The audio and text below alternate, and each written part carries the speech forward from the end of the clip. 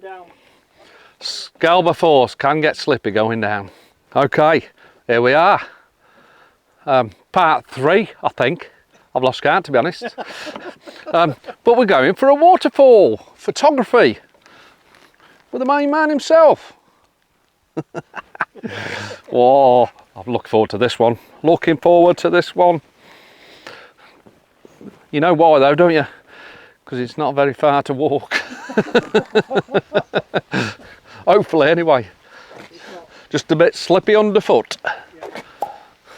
We've got Paul's here. Paul W. Baker.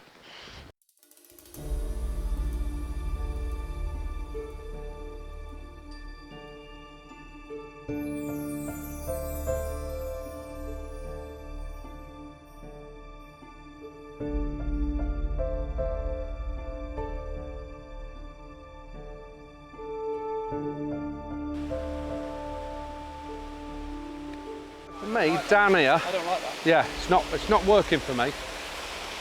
I don't like the route. Some of us do, some of us don't, so we've been kicking off about that. I don't personally like it. I think if you get rid of the route, fine. I just don't know, I just don't like it. Maybe I think it's probably me, to be honest. I'm thinking of going up where Ginger's up here, just there, on that second tier. And I don't like how the tree separates it. Where is it? Where are we? Where are we? This tree. I don't like how that tree separates it there. Tried to take some images, not happy, but I'll show you anyway. I think around a sixth of a second, second and a bit up to there, up to a second works, depending. And again, maybe blend them. Right,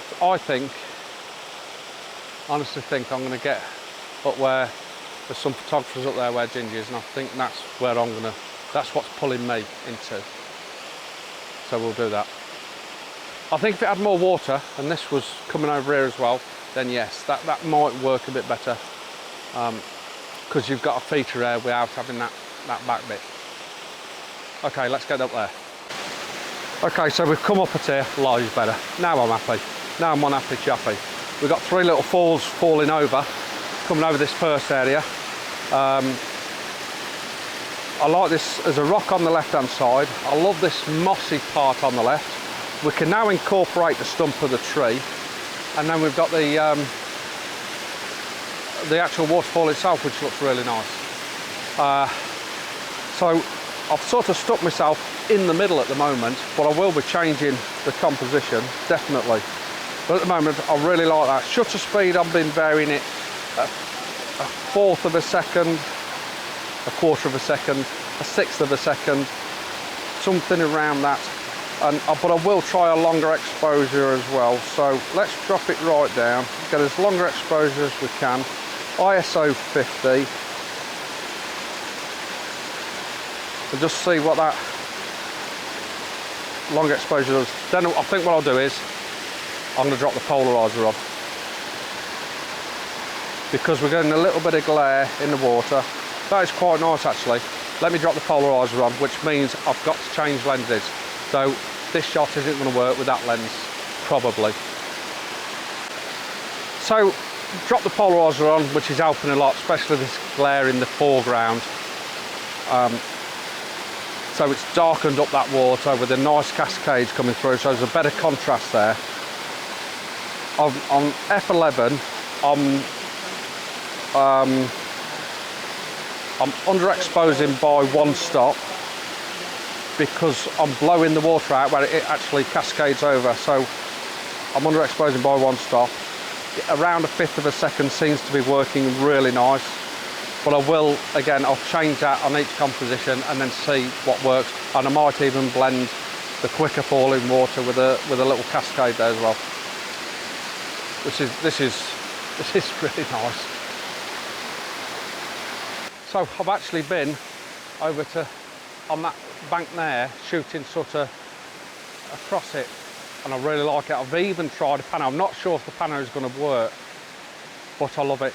It's a beautiful spot. What does frustrate me is it's going to sound terrible, but people.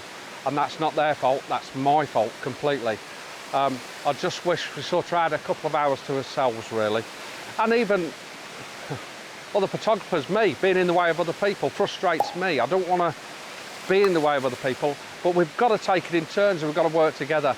I'm vlogging in front of Colin, but he says I'm okay, but it still sort of niggles at me that I'm in other people's way.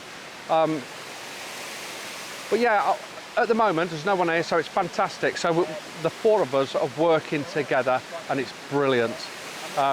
It is super, it's absolutely super. I actually like this green moss here. I love that green moss, and that's why I went over there to try and incorporate it within the scene, because I love that colour of that green, especially that with that ambient light that's sitting at the moment. I could have done with a wider angle lens really, so I panoed it anyway, but I needed the polarizer as well, I think. So, and my polarizer doesn't fit, like I've said before, on my 14mm, so that's probably an issue I've got again. But I love it, absolutely love it. What a place. It is right, it's awesome, it's superb. Thank God it's been dry for a bit, because this would be deadly in the wet. I'm not sure if I'd even make it down, to be honest. But yeah, it really is something else. It's pretty special, to be honest. It's going to make some nice images, hopefully. So hopefully I've done it justice. That's all I'm worried about, is doing it justice. But it's absolutely beautiful.